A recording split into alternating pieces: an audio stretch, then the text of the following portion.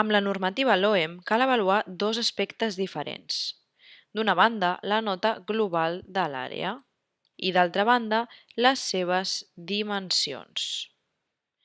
Si el vostre centre ha optat per avaluar les dimensions només a final de curs, ho podreu fer com a docent des de les vostres matèries. Simplement haureu de seguir els següents passos.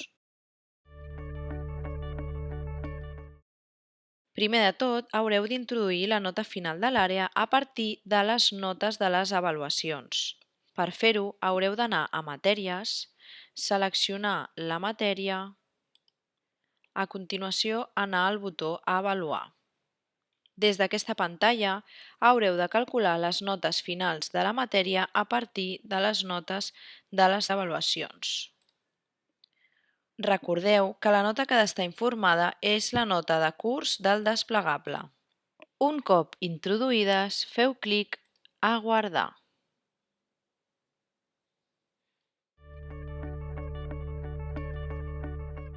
Per a poder introduir les notes de les dimensions de l'àrea, haureu d'anar a Accions, Avaluar dimensions final de curs.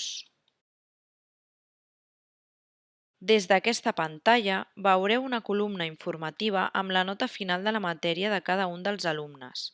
Aquesta nota final us servirà per tenir una orientació a l'hora de posar les qualificacions de les dimensions. Un cop informades, fareu clic a Guardar.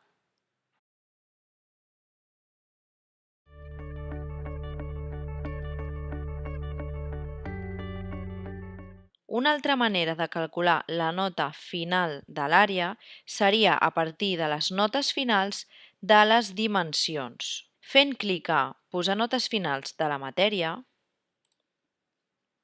entrareu en aquesta pantalla que us permetrà calcular la nota final de l'àrea a partir de la mitjana aritmètica de les dimensions.